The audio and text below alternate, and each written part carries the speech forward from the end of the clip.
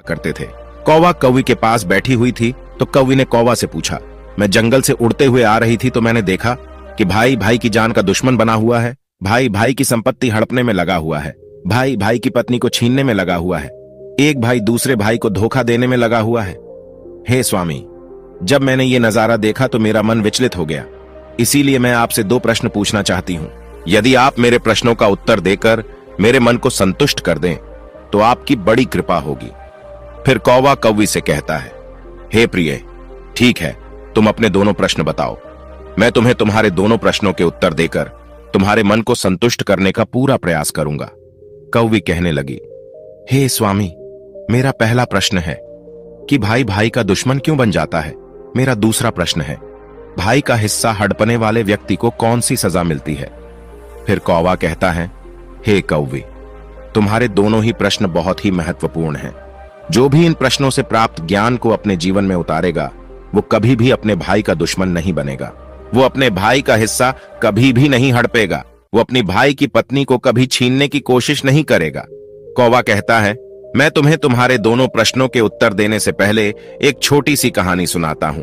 इस कहानी को बहुत ही ध्यान से सुनना। यदि तुमने इस कहानी को ध्यान से सुना तो निश्चित ही तुम्हारे दोनों प्रश्नों का उत्तर तुम्हें मिल जाएगा और तुम्हारा मन पूरी तरह से संतुष्ट हो जाएगा। फिर कौवी कौवा को कहानी पूरी सुनने का वचन देती है और कहती है, अब कहानी शुरू कीजिए, मैं कहानी को पूरा मन से सुनूंगी। प्रिय दर्शकों, कहानी शुरू करने से पहले मेरा आप सभी से अनुरोध है कि आप हमारी कहानी में खो जाएं। उससे पहले हमारे चैनल को सब्सक्राइब करके बेल आइकॉन अवश्य दबा लें, जिससे हमारी हर वीडियो का नोटिफिकेशन सबसे पहले आप तक पहुंच सके और आप हमारी हर वीडियो से प्राप्त ज्ञान को अपने जीवन में उतार सके। तो चलिए कहानी शुरू करते हैं।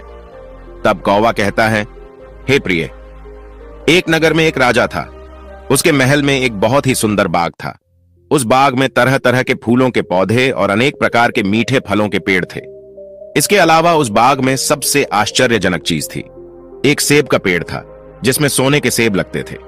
उस राजा ने उस पेड़ की देखभाल के लिए खास इंतजाम कर रखा था। जब इसके फल पकते थे तो चौकीदार रात दिन उस पेड़ का पहरा दिया करते थे ताकि कोई सोने का सेब चुरा ना सके। कौवा कहता है, हे प्रिय, लेकिन एक दिन की बात है, जब बाग के माली ने सोने के सेबों को गिना तो उसमें एक सेब गायब था।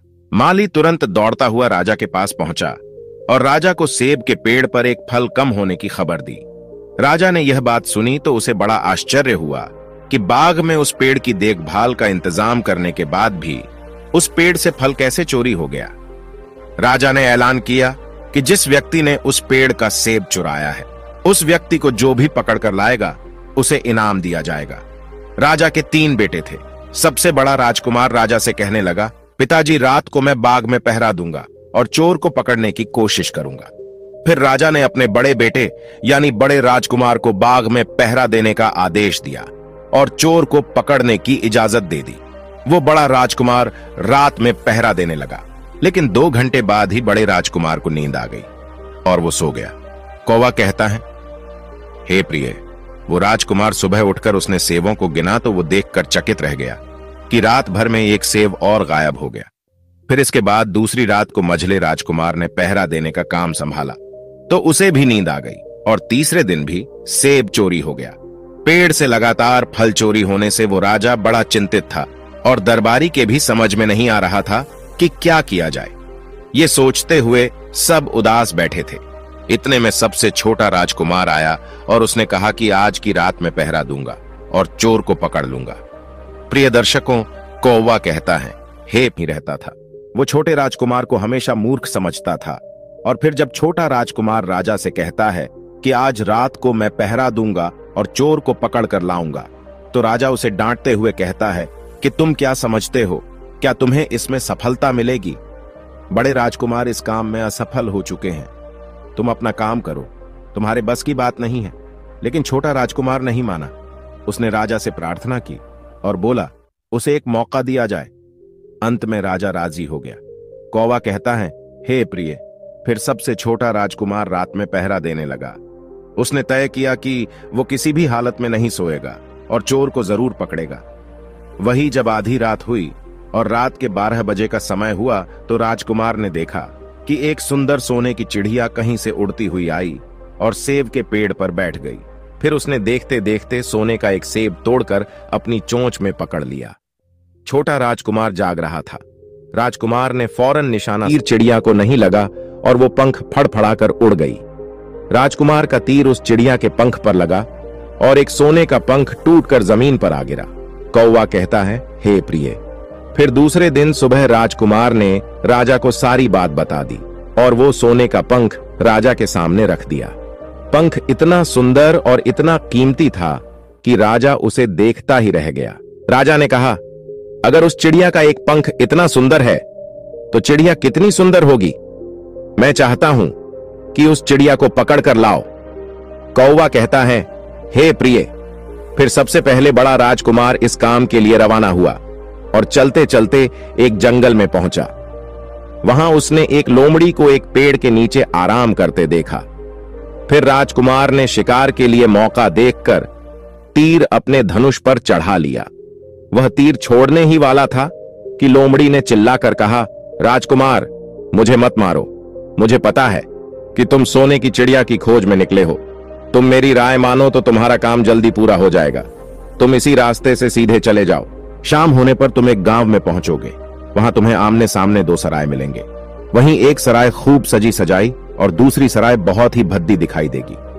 तुम एक काम करना, जो सराय बहुत सजी सजाई दिखाई दे, सुंदर सी दिखाई दे, तुम उसके अंदर मत जाना। यदि तुम ऐसा करोगे तो तुम्हारा काम बहुत ही आसानी से हो जाएगा। कौवा कहता है, हे प्रिय। वो लोमड़ी की बात सुनकर बड़े राजकुमार को हंसी आ गई और उसने चिल्लाकर कहा, भाग जा यहां से, मुझे तेरी सलाह की जरूरत नहीं है। और ऐसा कहकर बड़े राजकुमार ने लोमड़ी पर तीर छोड़ दिया, लेकिन लोमड़ी बहुत चालाक थी, वो बचकर भाग गई। बड़ा राजकुमार आगे चला गया। शाम को जब एक गांव में पहुंचा तो उसने देखा कि सड़क के किनारे सचमुच में दो सराय थी। उसमें से एक सराय सजी सजाई थी और उसके अंदर से लोगों के नाचने गाने की आवाज आ रही थी। वहीं दूसरी सराय बहुत भद्दी थी और वहां अंधेरा था। राजकुमार ने लोमड़ी की बात पर गौर नहीं किया और राजकुमार सजी सजाए सराय में ठहर गया। थोड़ी देर में वो भूल गया कि वो असल में सोने की चिड़िया की खोज में निकला था, क्योंकि जो सजी सजाई सराय के अंदर जो भी व्यक्ति जाता था वो अपने जीस काम के लिए आता था, उस काम को भूल जाता था। इसीलिए राजकुमार भी उस चिड़िया के बारे में भूल गया। जब काफी समय बीत गया और बड़ा राजकुमार नहीं लौटा तो मझला राजकुमार सोने की चिड़िया की खोज में चल पड़ा। वो भी उसी तरह चलते चलते जंगल में पहुंचा तो वही लोमड़ी उसे भी मिली और फिर उसी लोमड़ी ने मझले राजकुमार को भी वही बात बताई जो बड़े राजकुमार को बताई थी। मगर मझले राजकुमार ने भी उस लोमड़ी की बात पर कोई ध्यान नहीं दिया। जब शाम को वो उस गांव में पहुंचा तो बड़े राजकुमार की तरह सजी सजाई सराय में ठहर गया और वहां के नाच गाने के रंग में मस्त होकर वो भी अपना काम भूल गया। यहां तक कि उसे घर लौटने की भी सुध नहीं रही। कौवा कहता है, हे प्रिय। अंत में सबसे छोटे राजकुमार ने राजा से कहा कि मैं सोने की चिड़िया की खोज में जाऊंगा। तो राजा को विश्वास नहीं हुआ और वो कहने लगा, जब उससे बड़े दोनों राजकुमार इस काम में सफल नहीं हुए तो तुझे सफलता कैसे मिल सकेगी। लेकिन छोटे राजकुमार ने जिद की और उसके जिद करने पर राजा ने अपने छोटे राजकुमार को इजाजत दे दी। कौवा कहता है, हे प्रिय। वो छोटा राजकुमार तैयार होकर सोने की चिड़िया की खोज में निकल गया। वो भी चलते चलते जंगल में पहुंच गया। उसे भी लोमड़ी मिली। राजकुमार ने लोमड़ी की बात को ध्यान से सुना तो लोमड़ी से कहा, ठीक है, तुम जैसा कहती हो मैं वैसा ही करूंगा। राजकुमार लोमड़ी से कहता है, अब तुम जाओ, मैं तुम्हें नहीं मारूंगा। छोटे राजकुमार की बात सुन करके वो लोमड़ी खुश होकर बोली, तुम सबसे अच्छे लड़के मालूम पड़ते हो।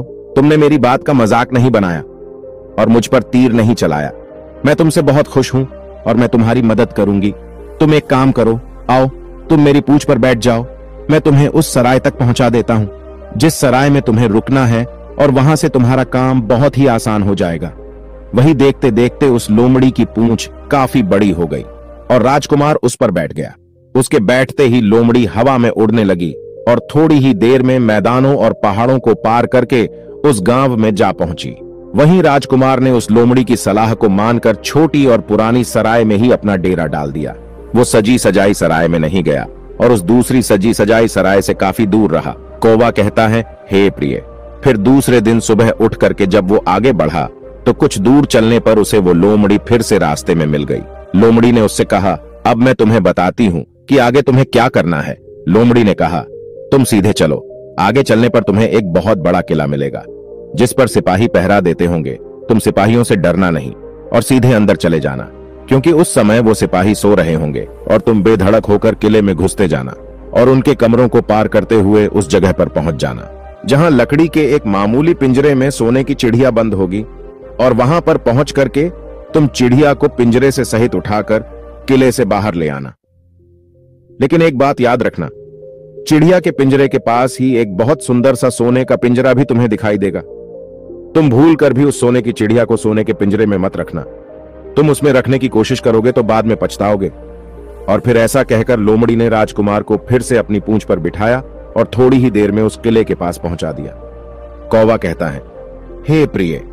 अब राजकुमार ने किले के पास जाकर देखा कि सचमुच उसके पहरेदार सो रहे थे, और फिर छोटा राजकुमार बिना डरे हुए सीधा महल में घुस गया और थोड़ी ही देर के बाद उस कमरे में जा पहुंचा जहां सोने की चिड़िया एक पिंजरे में बैठी हुई थी।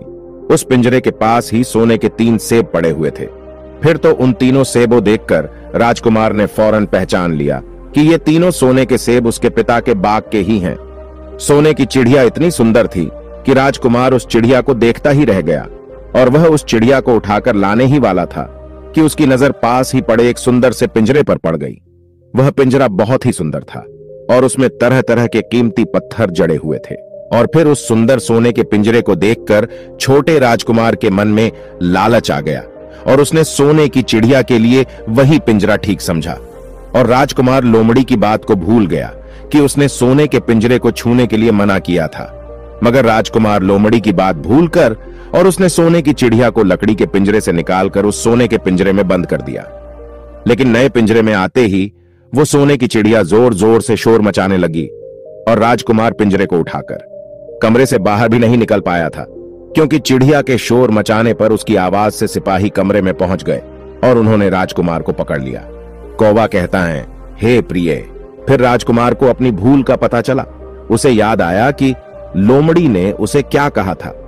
लेकिन अब क्या हो सकता था। सिपाही उस छोटे राजकुमार को पकड़कर राजा के दरबार में ले गए।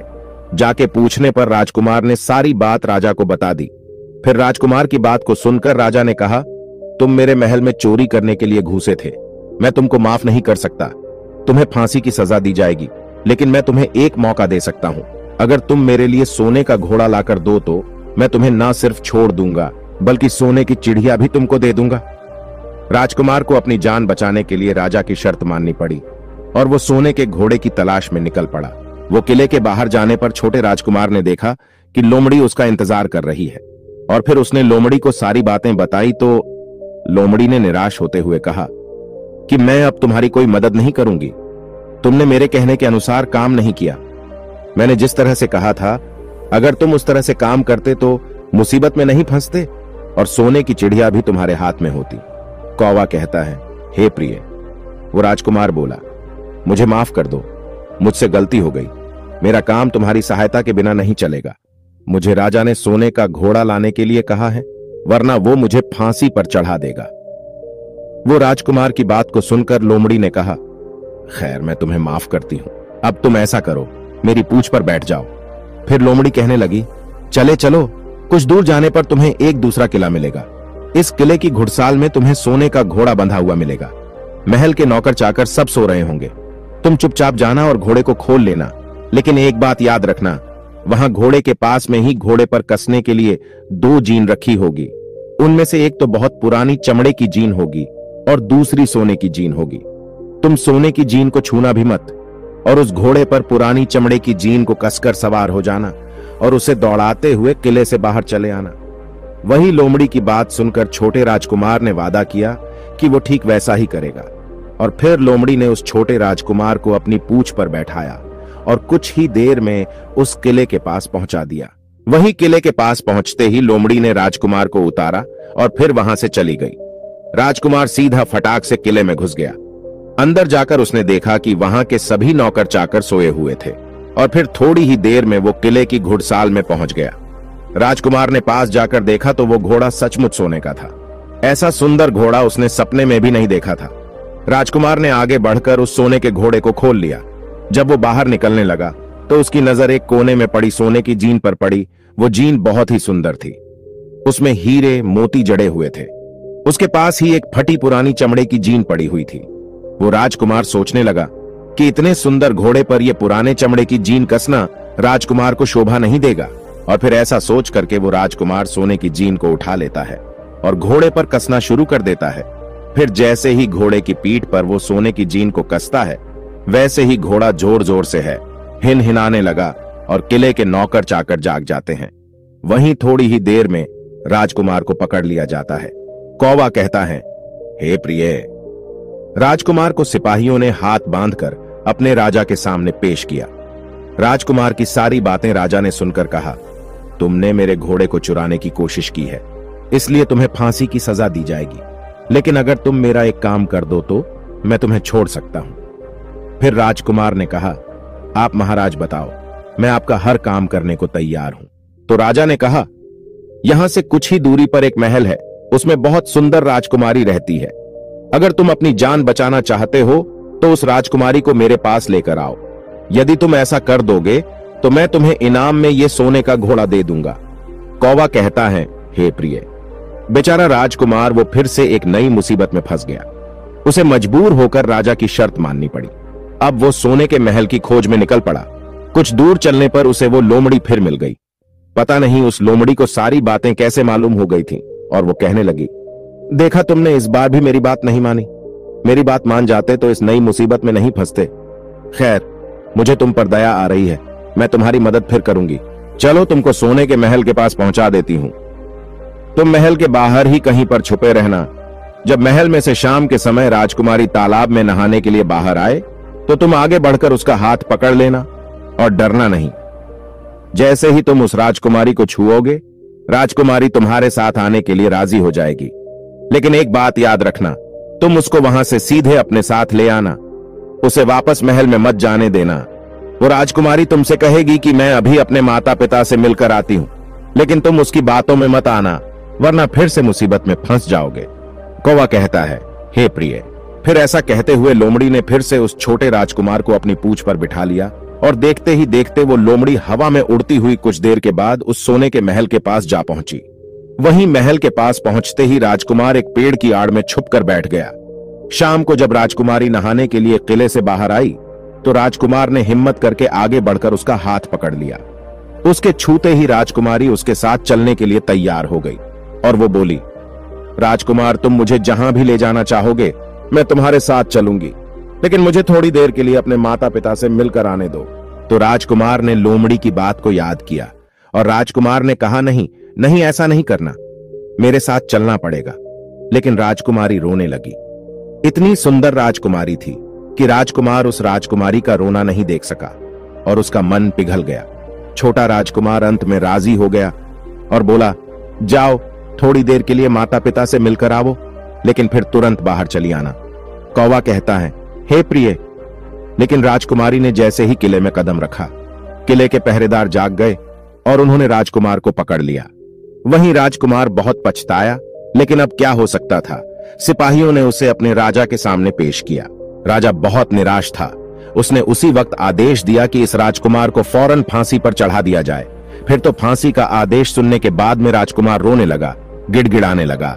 इस पर राजा ने थोड़ी देर सोच विचार किया और कहा, मैं अपना आदेश वापस नहीं ले सकता, लेकिन अगर तुम मेरा एक काम कर दो तो तुम्हारी जान बच सकती है। फिर राजकुमार ने कहा, ठीक है, आप जो भी कहेंगे मैं आपका काम करूंगा। तो राजा ने कहा, हमारे किले के ठीक सामने एक बहुत बड़ा पहाड़ है। इसके कारण हमारे किले की सुंदरता नष्ट होती है। अगर तुम 8 दिन में इस पहाड़ को खोदकर साफ कर दो तो हम तुम्हें क्षमा कर देंगे और राजकुमारी का विवाह भी तुम्हारे साथ कर देंगे। वही राजकुमार किले के बाहर आकर पहाड़ को देखने लगा। उसके हाथ में एक छोटी सी कुदाली थी। उसके समझ में नहीं आ रहा था कि इतना बड़ा पहाड़ आखिर वो 8 दिन में कैसे खोद सकेगा। फिर भी राजकुमार अपनी जान बचाने के लिए उस पहाड़ को खोदना शुरू करता है। धीरे धीरे 7 दिन बीत गए। इतने दिन तक लगातार खोदने पर भी पहाड़ का सिर्फ एक कोना नहीं खोद सका। कौवा कहता है, हे प्रिय। राजकुमार अंत में दुखी होकर बैठ गया। उसे अब अपने आप पर बहुत अधिक क्रोध आ रहा था और मन ही मन में कह रहा था कि अगर मैंने लोमड़ी की बात मान ली होती तो कितना अच्छा होता। लोमड़ी ने मुझे हर बार सही सलाह दी और मैं हर बार उसका कहना ना मानकर नई नई मुसीबत में फंसता गया। कौवा कहता है, हे प्रिय। राजकुमार इस तरह सर झुकाए बैठा था कि अचानक उसे अपने पैरों के पास उस लोमड़ी की पूंछ हिलती दिखाई दी। फिर उसने नजर उठाकर देखा तो सचमुच वही लोमड़ी खड़ी थी। फिर लोमड़ी ने मुस्कुराते हुए कहा, क्यों, क्या हाल है? इस बार तो तुम्हारी मदद करने की मेरी जरा भी इच्छा नहीं थी, लेकिन मैं 7 दिन से तुमको पहाड़ खोदते हुए देख रही हूं। मुझे तुम पर दया आ गई और मैं तुम्हारी मदद के लिए चली आई। जाओ, तुम बहुत थक गए हो, सो जाओ। मैं थोड़ी ही देर में तुम्हारा काम पूरा कर दूंगी। और फिर इस बार राजकुमार ने तय कर लिया था कि अब वो लोमड़ी जैसा कहेगी वो वैसा ही करेगा। और फिर चुपचाप उठ करके वो राजकुमार एक तरफ सोने के लिए चला गया। वहीं थोड़ी ही देर में राजकुमार को नींद आ गई और सुबह जब वो सो करके उठा तो उसे अपनी आंखों पर विश्वास नहीं हो रहा था। वहां कहीं भी पहाड़ का नामो निशान नहीं था और महल का सुंदर दृश्य दिखाई दे रहा था। फिर तो राजकुमार सीधा राजा के पास पहुंचा। राजा उसके काम से बहुत खुश था। उसने तुरंत ही अपने वादे के अनुसार राजकुमारी के साथ उसका विवाह कर दिया। जब राजकुमार उस सुंदर राजकुमारी के साथ में कुछ दूर चला तो उसे रास्ते में फिर वही लोमड़ी मिली। लोमड़ी कहने लगी, बधाई हो राजकुमार। राजकुमारी के साथ तुम्हें देख करके मुझे बड़ी खुशी हो रही है, लेकिन अब तुम्हें सोने का घोड़ा और सोने की चिड़िया भी प्राप्त करनी चाहिए, क्योंकि वे दोनों चीज तुम्हारे ही लायक हैं और तुम उन्हें आसानी से प्राप्त कर सकते हो। कौवा कहता है, हे प्रिय। फिर राजकुमार बोला, लेकिन भला मुझे सोने का घोड़ा और सोने की चिड़िया कैसे मिल सकती है? मैं तो इस राजकुमारी को भी उस राजा के लिए लेकर जा रहा हूं जिसने राजकुमारी के बदले में मेरी जान बख्शी थी। फिर लोमड़ी कहने लगी, नहीं राजकुमार, तुम ऐसा काम कभी मत करना। इस राजकुमारी के साथ में तुम्हारा विवाह हुआ है, अब यह सिर्फ तुम्हारी है। अगर तुम मेरे कहने के अनुसार काम करो तो तुम्हें सोने का घोड़ा और सोने की चिड़िया भी मिल जाएगी। तुम सबसे पहले इस राजकुमारी को लेकर सोने के घोड़े वाले राजा के पास जाओ। राजा जब राजकुमारी को देखेगा तो खुश हो जाएगा और खुश होकर वह तुमको सोने का घोड़ा दे देगा। फिर तुम घोड़े पर सवार हो जाना और सवार होकर के सबसे विदा लेना। वहीं राजकुमारी से तुम बाद में विदा लेना। और जैसे ही तुम राजकुमारी के पास पहुंचो तो तुम हाथ पकड़कर घोड़े के ऊपर खींच लेना और घोड़े को दौड़ा देना, क्योंकि सोने का घोड़ा इतना तेज दौड़ता है कि दुनिया का तेज से तेज घोड़ा भी उसकी बराबरी नहीं कर सकता है। जाओ, तुम पहले इतना काम पूरा करो। इसके बाद आगे क्या करना है, बात का काम मैं बाद में बताऊंगा। जब तुम घोड़ा और राजकुमारी को लेकर आओगे तो तुम्हें वहां आगे मैं रास्ते में फिर मिलूंगी। कौवा कहता है, हे प्रिय। राजकुमार ने ठीक वैसा ही किया जैसा लोमड़ी ने उससे कहा था। जब सोने के घोड़े वाले राजा ने खुश होकर उसे इनाम में सोने का घोड़ा दिया तो राजकुमार उस पर सवार हो गया और सबसे विदा लेने लगा। अंत में वो राजकुमार राजकुमारी को उठाकर घोड़े पर बैठाकर घोड़े को तेजी से दौड़ाता हुआ किले से बहुत दूर निकल गया। वहीं रास्ते में एक पेड़ के नीचे लोमड़ी उसका इंतजार कर रही थी और उसे देखकर लोमड़ी बोली, शाबाश, अब तुम सोने की चिड़िया भी प्राप्त कर लो। जब तुम सोने की चिड़िया वाले राजा के पास पहुंचेंगे तो वो इस घोड़े को देख करके बहुत ही खुश होगा। तो तुम उससे कहना कि पहले सोने की चिड़िया का पिंजरा मेरे हाथ में दे दो, तब मैं ये घोड़ा तुमको दूंगा। फिर जैसे ही राजा जब वो पिंजरा तुम्हारे पास लाए तो तुम पिंजरा उसके हाथ से छीन लेना और घोड़े को दौड़ा देना। बस ऐसे चिड़िया तुमको मिल जाएगी और कोई तुम्हें पकड़ भी नहीं सकेगा। कौवा कहता है, हे प्रिय। इस बार भी राजकुमार ने ठीक वैसा ही किया जैसा लोमड़ी ने बताया था और वो राजकुमारी के साथ ही घोड़े पर बैठा रहा। और जब राजा ने उसके हाथ में सोने की चिड़िया का पिंजरा दिया तो उसने तुरंत घोड़े को वहां से भगा दिया। सोने का घोड़ा हवा से बातें करने लगा। वहीं कुछ दूर चलने पर लोमड़ी फिर उसे मिल गई। राजकुमार ने उससे कहा, तुमने मेरी बहुत बड़ी मदद की है। तुम्हारी वजह से मुझे न सिर्फ सोने की चिड़िया मिली बल्कि सोने का घोड़ा और इतनी सुंदर राजकुमारी भी मिल गई। बताओ, मैं तुम्हें क्या इनाम दूं? मैं तुमको कुछ ना कुछ देना चाहता हूं। फिर राजकुमार की बात को सुनकर वो लोमड़ी कहने लगी, अगर तुम खुश हो तो मेरा एक काम कर दो, तुम मुझ पर एक तीर चला करके मुझे मार दो। इस समय तुम यही सबसे बड़ा काम मेरे लिए कर सकते हो। फिर लोमड़ी की बात सुनकर राजकुमार कहने लगा, भला ऐसा कैसे हो सकता है? तुमने मेरी इतनी मदद की है और मैं बदले में तुम्हें मार दूं, ऐसा कभी नहीं कर सकता। फिर तो ऐसा सुन करके वह लोमड़ी बहुत दुखी हुई और बोली, अगर तुम मेरा ये काम नहीं कर सकते हो तो फिर ठीक है, जाओ। लेकिन जाने से पहले तुम्हारी भलाई के लिए मैं तुम्हें 2 बातें बता रही हूं, हमेशा ध्यान रखना। पहली बात तो यह है कि कभी भी किसी भी कुएं की दीवार पर मत बैठना, और दूसरी बात, ऐसे लोगों के लिए कभी धन खर्च मत करना जिन्हें फांसी मिलने वाली हो। कौवा कहता है, हे प्रिय। फिर लोमड़ी की बात सुनकर राजकुमार बोला, तुम भी अजीब हो, तुम्हारी बातें मेरी समझ में नहीं आती हैं। भला मैं कभी कुएं की दीवार पर क्यों बैठूंगा और ऐसे आदमियों पर धन खर्च क्यों करूंगा जिनको फांसी दी जाने वाली हो। लेकिन लोमड़ी ने उसकी बात का कोई जवाब नहीं दिया और अलविदा कह करके लोमड़ी वहां से चली गई। कौवा कहता है, हे प्रिय। लोमड़ी के चले जाने के बाद में राजकुमार सोने का घोड़ा दौड़ाता हुआ आगे बढ़ा तो राजकुमारी उसके साथ बैठी हुई थी और सोने की चिड़िया का पिंजरा भी उसके हाथ में था। वहीं कुछ ही देर में राजकुमार उसे छोटे गांव में जा पहुंचा जिसमें वो दोनों सराय थी। गांव के लोग और खास तौर से बच्चे उसको देखने के लिए बाहर निकल कर आए। सोने के घोड़े पर इतनी सुंदर राजकुमार के साथ बैठी एक राजकुमारी को देख करके सभी सराय वाले चकित थे। इतने में ही राजकुमार ने देखा कि गांव के बगीचे में एक जगह बहुत से लोग जमा है और कुछ शोर हो रहा है। फिर राजकुमार के पूछने पर लोगों ने बताया कि वहां पर 2 आदमियों को फांसी देने की तैयारी हो रही है। फिर तो राजकुमार उन आदमियों से मिलने के लिए उधर को चल पड़ा और वहां पहुंचने पर उसने देखा कि वो 2 आदमी जिनको फांसी दी जाने वाली थी वो कोई और नहीं बल्कि उसके सगे बड़े भाई थे, जो सजी सजाई सराय में पहुंच गए थे और अपनी सुध बुद्ध खो बैठे थे। वहीं तरह तरह के बुरे काम करते थे और जुआ खेलते थे और जुए में बहुत सारा धन हार चुके थे। उन्होंने लोगों से बहुत सारा रुपए उधार ले लिया था और इन्हीं सब बातों से चीड़ करके गांव वाले उन दोनों बड़े राजकुमारों को फांसी पर चढ़ाने जा रहे थे। कौवा कहता है, हे प्रिय। भाई आखिरकार भाई होता है, छोटा राजकुमार ऐसा कैसे होने देता। उसने अपने बड़े भाइयों को बचाने के लिए वहां के लोगों से कहा, मुझसे रुपया ले लो और तुम इन लोगों को छोड़ दो। और फिर उसके बहुत विनती करने पर वहां के लोग राजी हो गए और उन्होंने उन दोनों आदमियों को रिहा कर दिया। वहीं राजकुमार अपने भाइयों को छुड़ाकर अपने महल की तरफ चल दिया। आगे कुछ दूर चलने पर जंगल में एक कुआं दिखाई दिया। फिर राजकुमार कुछ सोचकर राजकुमारी से कहता है, हम कुछ देर के लिए इस कुएं के पास आराम करते हैं और यहां पर ठंडा पानी पीने के बाद हम यहां से आगे के लिए प्रस्थान करेंगे। राजकुमार की बात सुनकर राजकुमारी मान गई।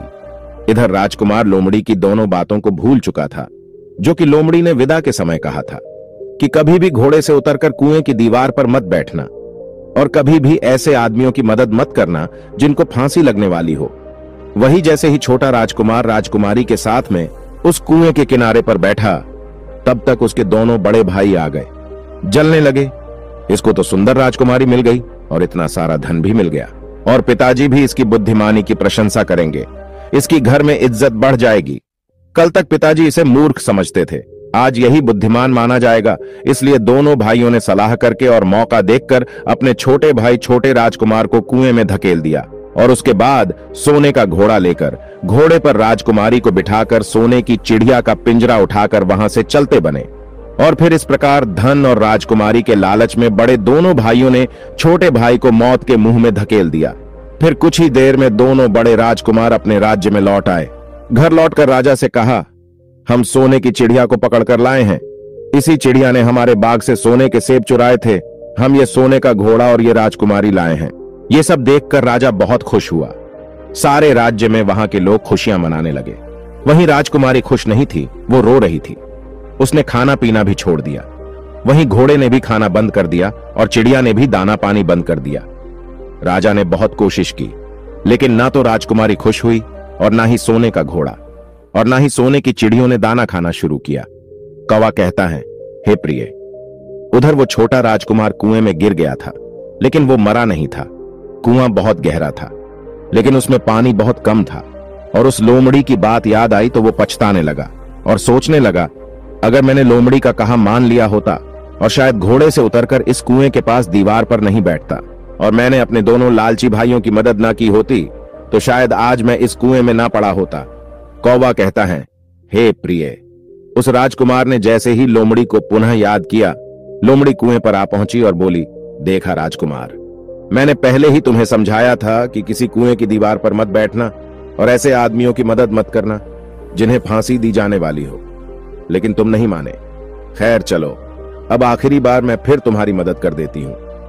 तुम मेरी पूंछ पकड़ करके कुएं से बाहर निकल आओ। और ऐसा करके लोमड़ी ने अपनी पूंछ कुएं में लटका दी। देखते ही देखते पूंछ इतनी लंबी हो गई कि कुएं के पैंदे में पड़े राजकुमार के पास तक जा पहुंची। वहीं राजकुमार पूंछ को पकड़ के कुएं से बाहर निकल आया। और फिर लोमड़ी ने उससे कहा, अब तुम अपने घर जाओ, लेकिन जरा होशियार रहना। तुम्हारे भाई तुम्हारी जान के दुश्मन हैं, वो लोग निश्चित तुम्हें मार देंगे। कौवा कहता है, हे प्रिय। वो राजकुमार घर की ओर चल पड़ा। अपने राज्य में पहुंचने पर उसे एक भिखारी मिला, तो भिखारी को उसने अपनी सुंदर कपड़े दान में दे दिए और उसके फटे पुराने कपड़े पहन लिए। इस तरह भेष बदलकर वो छोटा राजकुमार अपने किले में पहुंच गया। और वहां उसके पहुंचने पर एक बड़ी आश्चर्यजनक बात हुई। सोने का घोड़ा खुशी से नाचने लगा और दाना खाने लगा। सोने की चिड़िया भी अपने पिंजरे में खुशी से फुदकने लगी और गाना गाने लगी। राजकुमारी ने भी अपने आंसू पोंछ लिए और वो भी खुश दिखाई देने लगी। इतना होने पर भी राजा की समझ में कुछ नहीं आया। फिर उसने राजकुमारी से इस खुशी का कारण पूछा तो राजकुमारी बोली, मैंने तो पहले ही आपको सारी कहानी बता दी थी। आपके बड़े और मझले राजकुमार ने छोटे राजकुमार के साथ धोखा किया है। इन्होंने आपके साथ भी धोखा किया है, लेकिन अब आपका छोटा राजकुमार यहां पर पहुंच चुका है, इसलिए मुझे बहुत खुशी हो रही है। उसी के साथ मेरी शादी हुई है और मैं उसी के साथ खुश रह सकती हूं। फिर राजकुमारी ने राजा से इतनी बात कहकर मैले फटे पुराने कपड़े पहने एक आदमी की तरफ इशारा किया और बोली, महाराज वो देखो, आपका छोटा राजकुमार खड़ा है। कौवा कहता है, हे प्रिय। राजा ने भी अपने छोटे राजकुमार को पहचान लिया और उस राजा ने अपने छोटे बेटे के बारे में विचार बदल दिए। वो सोचने लगे, मेरा छोटा बेटा मूर्ख नहीं बल्कि सबसे होनहार और बुद्धिमान है। अब तो वो उसको बहुत ही समझदार और बहादुर मानने लगा और अपने सबसे छोटे बेटे को सबसे अधिक प्यार करने लगा। और फिर राजा ने छोटे राजकुमार को राजगद्दी पर बिठाने का निश्चय किया। वही राजा ने कहा कि भाई को कभी भी भाई की पत्नी को हड़पना नहीं चाहिए और ना ही भाई का कभी हिस्सा हड़पना चाहिए, ना ही लालच में आकर के भाई को मौत के घाट उतारना चाहिए। जो भी भाई अपने भाई के साथ में ऐसा करता है उसे दंडित अवश्य किया जाना चाहिए। राजा कहता है कि बड़े और मझले राजकुमार ने अपने छोटे भाई को ही धोखा नहीं दिया बल्कि राजा को भी धोखा दिया है। इससे राजा अपने बड़े राजकुमारों से बहुत नाराज था और फिर उसने दोनों बड़े राजकुमारों को सजा देने का ऐलान किया और अपने राज्य से हमेशा के लिए निकलवा दिया। और राजा कहने लगा, जो भाई भाई की पत्नी को छीनता है, जो भाई के साथ में गलत व्यवहार करता है, जो भाई के धन को हड़पता है, ऐसे भाई को हमेशा के लिए घर से बेघर होना पड़ता है। यही विधि का विधान है। कौवा कहता है, हे प्रिय। जब राजा ने अपने दोनों बड़े राजकुमारों को राज्य से हमेशा के लिए निकलवा दिया, उसके बाद में बड़ी धूमधाम के साथ राजकुमारी के साथ राजकुमार का विवाह किया और फिर छोटा राजकुमार राजकुमारी के साथ में सुखी से रहने लगा।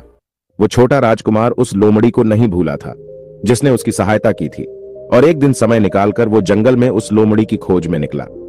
बहुत ढूंढने के बाद में एक पेड़ के खोखले भाग में उसने उस लोमड़ी को चुपचाप बैठा हुआ देखा। लोमड़ी बहुत उदास थी और पहले से बहुत ज्यादा कमजोर हो गई थी। राजकुमार को देखते ही लोमड़ी ने उसे पहचान लिया और कहा, आओ राजकुमार, आज इधर कैसे आना हुआ? तो राजकुमार ने कहा, मैं आज तुम्हें ही ढूंढने के लिए आया हूं।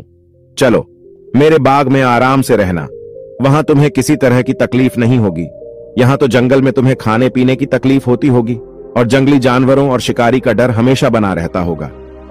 लोमड़ी ने कहा, नहीं राजकुमार, मैं यहां पर ठीक हूं और भला अब तुम्हें मेरे दुखों से क्या लेना देना? तुम्हारा काम निकल गया, अब तुम राजकुमारी के साथ में सुखपूर्वक अपने महल में राज करो। कौवा कहता है, हे प्रिय। फिर लोमड़ी की बात सुनकर छोटा राजकुमार बोला, नहीं, तुमने मेरा बड़ा उपकार किया है, मैं तुम्हें इनाम देना चाहता हूं और अपने साथ ही रखना चाहता हूं। राजकुमारी भी बहुत खुश होगी, वो भी तुमसे मिलना चाहती है। तो लोमड़ी ने कहा, अगर तुम सचमुच मुझे इनाम देना चाहते हो तो मेरा एक काम कर दो। मैंने तुमसे पहले भी कहा था कि तुम तीर चलाकर मुझे मार दो, इसी से मेरा लाभ होगा। असल में मैं तुम्हें अपनी कहानी सुनाती हूं। एक जादूगर ने मुझ पर जादू कर रखा है। मैं लोमड़ी नहीं हूं, मुझे उसके जादू के प्रभाव से लोमड़ी के रूप में रहना पड़ रहा है। मैं तो इस देश का राजकुमार हूं जहां की राजकुमारी से तुम्हारा विवाह हुआ है। असल में वो राजकुमारी मेरी छोटी बहन है जिसके साथ में तुम्हारी शादी हुई है। अगर तुम तीर चलाकर मुझे मार दोगे तो मैं इस जादू के प्रभाव से मुक्त हो जाऊंगा और फिर से राजकुमार बनकर अपने देश लौट सकूंगा। छोटा राजकुमार इस बात को सुनकर एकदम से आश्चर्य में पड़ गया और फिर उसने फौरन अपने धनुष पर तीर चढ़ाया और लोमड़ी के ऊपर छोड़ दिया। तीर लगते ही वो लोमड़ी मर गई और उसमें से एक सुंदर सा राजकुमार निकल आया। फिर दोनों राजकुमार आपस में गले मिले और इसके बाद दोनों राजकुमार वापस महल में लौट आए। राजकुमारी अपने भाई से मिलकर बहुत ही खुश हुई। अंत में कौवा कहता है, हे प्रिय, तुम्हारा पहला प्रश्न था कि भाई भाई का दुश्मन क्यों हो जाता है, तो समझ लो, धन के लोभ में आकर व्यक्ति भाई जैसे पवित्र रिश्ते को भूल जाता है और धनवान होने के चक्कर में भाई भाई की हत्या कर देता है। मगर राजकुमार की भाइयों की तरह जो भाई ऐसा करता है, एक दिन उसका सर्वनाश हो जाता है। अंत में कौवा कहता है, हे प्रिय, तुम्हारा दूसरा प्रश्न था, भाई का हिस्सा हड़पने वाले व्यक्ति को कौन सी सजा मिलती है, तो समझ लो, भाई का हिस्सा या उसकी पत्नी या उसका धन हड़पने वाले व्यक्ति को घर से बेघर होना पड़ता है। जिस प्रकार राजकुमार के दोनों भाइयों को राजा ने राज्य से हमेशा के लिए निकाल दिया और वो घर से बेघर हो गए, इसलिए भाई जैसे पवित्र रिश्ते को कभी कलंकित नहीं करना चाहिए। भाई भाई के बीच में जहां प्रेम रहता है वो घर स्वर्ग के समान होता है। फिर कौवे कहने लगी, हे स्वामी, आज की कहानी सुनकर के मेरा मन प्रफुल्लित हो गया। वास्तव में एक भाई को हमेशा दूसरे भाई की मदद करनी चाहिए, ना कि उसको बर्बाद करना चाहिए। तो प्रिय दर्शकों, यदि आपको भी अपने भाई से प्यार हो तो आप इस चैनल को सब्सक्राइब करें।